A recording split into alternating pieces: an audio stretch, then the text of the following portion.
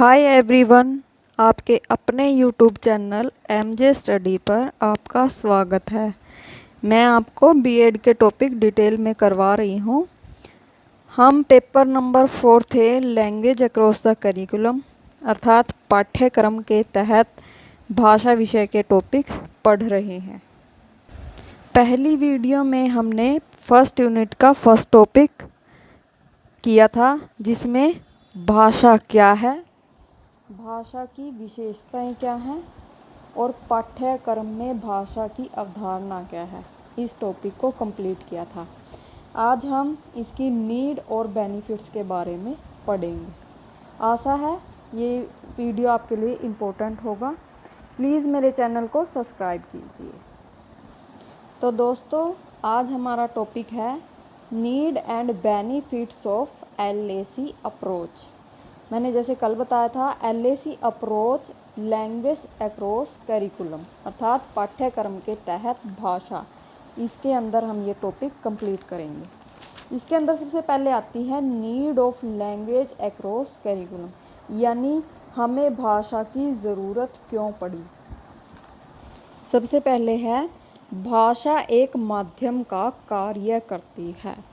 इसको कैसे एक्सप्लेन करेंगे कि हमारी जो लैंग्वेज होती है, जब हमने अपने विचार दूसरों के सामने प्रकट करने या हमें अपनी बात दूसरों के सामने रखनी है, तो उसको रखने का माध्यम क्या है? भाषा ही है। हम भाषा के द्वारा ही जो अपने विचार है वो दूसरों के सामने प्रेजेंट कर पाते हैं। तो ये क्या होगी, भाषा जो है एक माध्यम यानी मीडियम का कार्य वहाँ पर करती है। उसके बाद आता है नई पीढ़ी तक ज्ञान पहुंचाने का सुरक्षित माध्यम।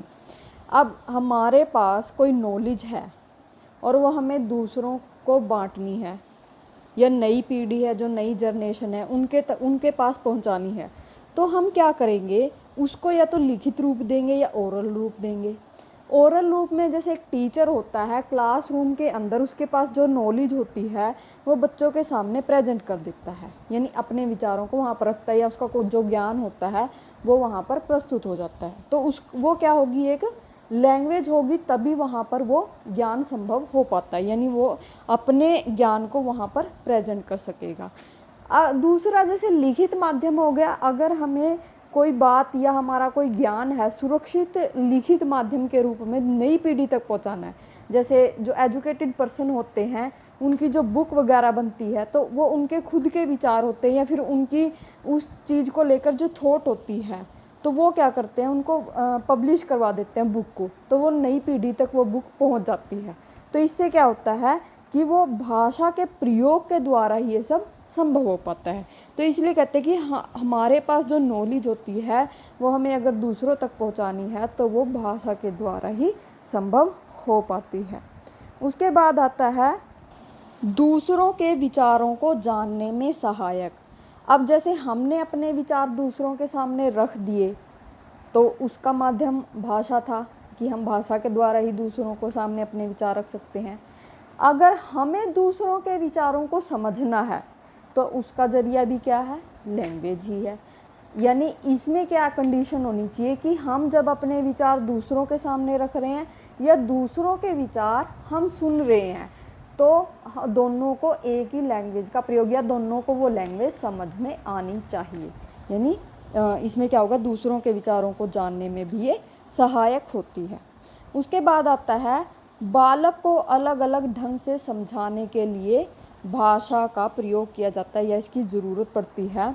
अब जैसे इस संसार के अंदर जो बच्चे होते हैं वो अलग अलग तरीके के होते हैं, जैसे किसी का आईक्यू लेवल कम होता है, किसी का ज़्यादा होता है, कोई बच्चा जल्दी समझ आता है, कोई देर से समझता है। अब उनको पढ़ाने का जो मेथड होता है वो भी अलग अलग होता है।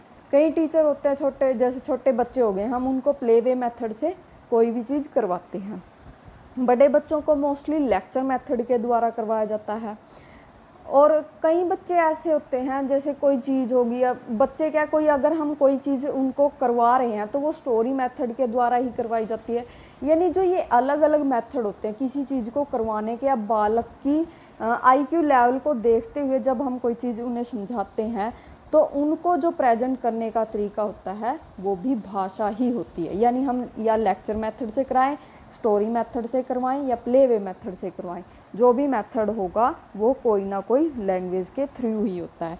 तो अलग अलग ढंग से बच्चों को समझाने के लिए भी लैंग्वेज का प्रयोग किया जाता है। उसके बाद है उपकल्पनाओं का निर्माण करने के लिए।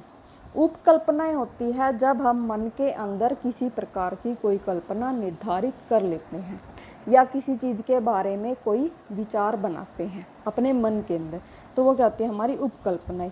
अब हम मन में क्या सोचेंगे, किसी चीज़ के बारे में कुछ भी सोचते हैं पॉजिटिव या नेगेटिव, तो वो क्या होती है, हमारी धारणा होती है। तो उसमें भी हमारी लैंग्वेज इंक्लूड होती है। हमारी जो सोचने की क्षमता होती है, हमारी सोचने की क्षमता के अंदर भी भाषा इंक्लूड है। हमें जिस भी लैंग्वेज का ज्ञान होगा हम उसी लैंग्वेज के अंदर सोचते हैं या अपनी कल्पना करते हैं। अगर हमें हिंदी की नॉलेज है तो हम हिंदी उपकल्पनाओं का निर्माण करते हैं, यानी हिंदी भाषा के अंदर। और अगर हमें इंग्लिश भाषा आती है तो या फिर हम रेगुलर बेस पर इंग्लिश का यूज़ करते हैं, तो हम सोचने में भी या उपकल्पनाओं के निर्माण में भी उसी लैंग्वेज का प्रयोग करते हैं। उसके बाद आती है समस्याओं के समाधान के लिए। हमारे सामने किसी भी तरह की कोई प्रॉब्लम आती है तो उसको जब हम सोल्व आउट करते हैं तो उसमें भी लैंग्वेज हेल्पफुल होती है। अगर वो सॉल्यूशन जैसे कोई हमारी स्टडी से रिलेटेड है तो उसका लिखित होगा, प्रैक्टिकल होगा या ओरल होगा, कोई भी सॉल्यूशन होगा तो वो भी लैंग्वेज के द्वारा ही पॉसिबल है। जैसे प्रैक्टिकली वर्क हो गया, हम उसको करके देखेंगे, हमारे माइंड में सोचेंगे कि ये ऐसे हो सकता है, ऐसे नहीं हो सकता। या अगर कोई क्वेश्चन हमें दे दिया, उसका सॉल्यूशन हमें ढूंढना है या उसका आंसर हमें लिखना है, तो हम भी उसके अंदर भी लैंग्वेज का प्रयोग करते हैं। उसके बाद आते हैं व्यक्तिगत विचारों की अभिव्यक्ति के लिए।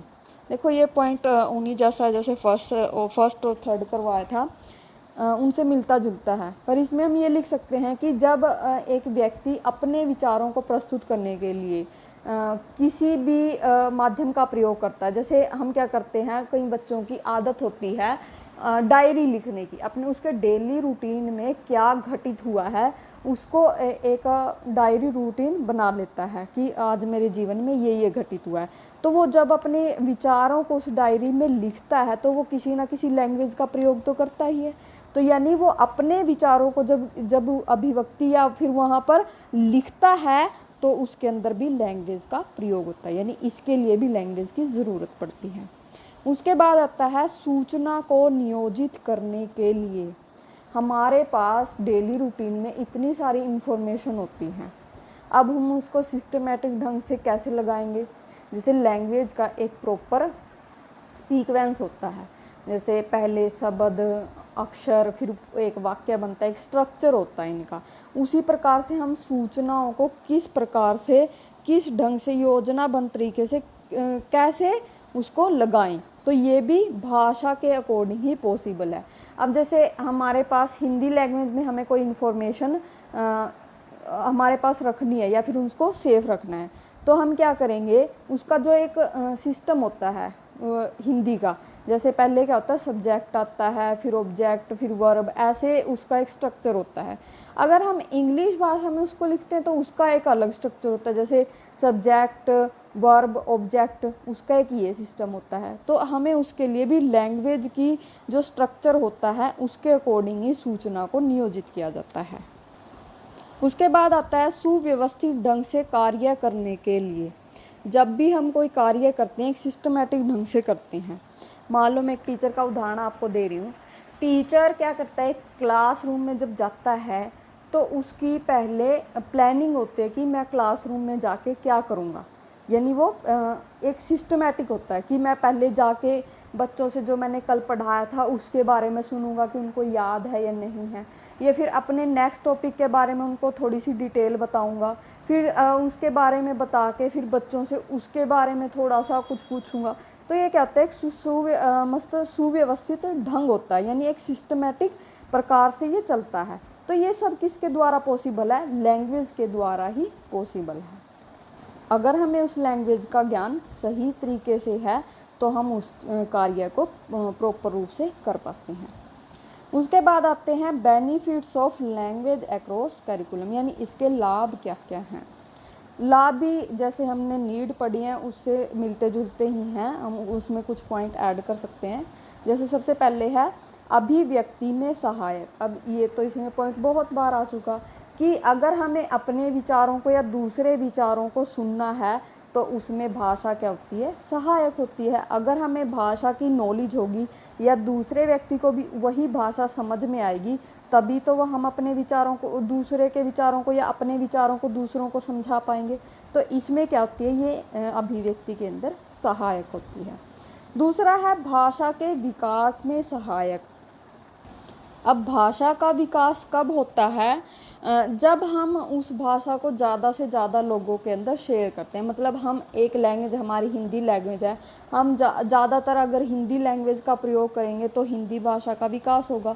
अगर हम ये करेंगे इंग्लिश भाषा का अंदर ज़्यादा बातचीत करेंगे या फिर दूसरों से कन्वर्सेशन जो करते हैं इंग्लिश भाषा में करते हैं तो इंग्लिश भाषा का ज़्यादा विकास होगा। तो ये क्या होती है, एक भाषा के विकास में भी सहायक होती है। तो हम वो क्या करेंगे, लैंग्वेज के थ्रू ही वो सब किया जाता है। जैसे जो हमारी जिस लैंग्वेज में हम बोलते हैं उसके द्वारा ही उसका विकास किया जाता है। उसके बाद है दूसरों के भावों को समझने में सहायक।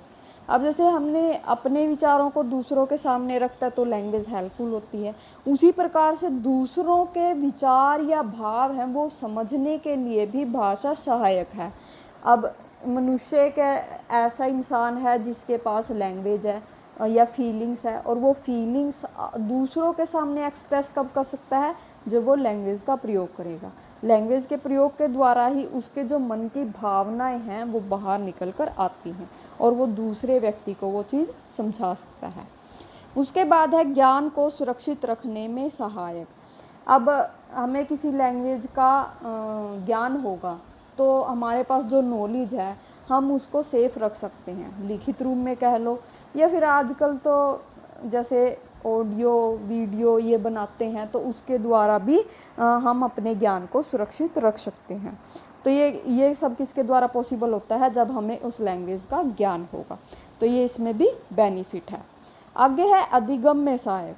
ये महत्वपूर्ण हमारा एक इम्पोर्टेंट पॉइंट हो जाता है कि अगर हमें किसी भी प्रकार की कोई लर्निंग करनी है, यहाँ पर अधिगम जो है लर्निंग है, तो हमें किसी भी प्रकार की कोई लर्निंग करती है तो उसमें हेल्पफुल होती है। ये सब क्या होती है, भाषा के द्वारा ही पॉसिबल हो पाता है। अब हम लर्निंग करते हैं, कोई चीज़ हमें कोई सिखा रहा है तो वो कोई ना कोई लैंग्वेज का प्रयोग करता है, लैंग्वेज का प्रयोग करेगा और हमें वो लैंग्वेज आती हो तो हम उसकी बातों को समझ पाते हैं या उस चीज़ को हम सीख पाते हैं। तो क्या होती है, अधिगम में सहायक होती है। उसके बाद है कौशलों के विकास में सहायक। अब लर्निंग के अंदर हमारे 4 कौशल होते हैं, लिसनिंग, स्पीकिंग, रीडिंग और राइटिंग। अब जब हम कोई चीज़ सुनते हैं तो ही उस चीज़ को बोल पाते हैं। यानी आपने एक छोटा बच्चा देखा होगा, वो जन्म से कुछ सीख कर नहीं आता, मतलब जब वो चीज़ें सुनता है या जिस भी लैंग्वेज को वो सुनता है वो वही लैंग्वेज बोलने लग जाता है। जैसे जो अंग्रेज़ी लोग होते हैं उनके बच्चे क्या है, अंग्रेज़ी ज़्यादा बोलते हैं। उसका रीज़न क्या है कि क्योंकि वो बचपन से ही इंग्लिश सुनते हैं तो आगे जाके भी इंग्लिश बोलने लग जाते हैं। अब हिंदी भाषी लोग होते हैं तो उनके बच्चे क्या करते हैं, हिंदी सुनते हैं तो हिंदी में ही बोलने लग जाते हैं। तो वो क्या होता है, लिसनिंग और स्पीकिंग ये आपस में जुड़े होते हैं। पहले हम जब कोई चीज़ सुनते हैं तो उसको ही बोलते हैं। यानी हमें कोई बच्चों को कोई चीज़ सिखानी है तो पहले उसको सुनना पड़ेगा, यानी लिसनिंग वहाँ पर होगी और फिर उसके अंदर स्पीकिंग होती है। तो ये क्या हो गया, उसके कौशल हो गए। उसके बाद आती है रीडिंग और राइटिंग। जब बच्चा स्कूल में जाता है, मान लो हम उसे कुछ भी 1 to 10 या फिर A to Z कुछ भी सिखाते हैं तो पहले हम बोलते हैं ना ये 1, वो 1 लिखता है, हम उसे या हाथ पकड़ के लिखवाते हैं। तो राइट तो 1 बोलने के बाद ही करेंगे ना, तो ये हमारी क्या होगी, रीडिंग होगी। अब जैसे A to Z सिखाते हैं, पहले लिखेंगे बोलो बेटा ए, तो हम वो क्या होगी हमारी रीडिंग।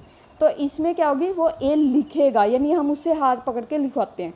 तो पहले अंदर उसके अंदर क्या स्किल डेवलप हो जाती है, रीडिंग की, यानी वो चीज़ों को जल्दी कैच करने लग जाता है।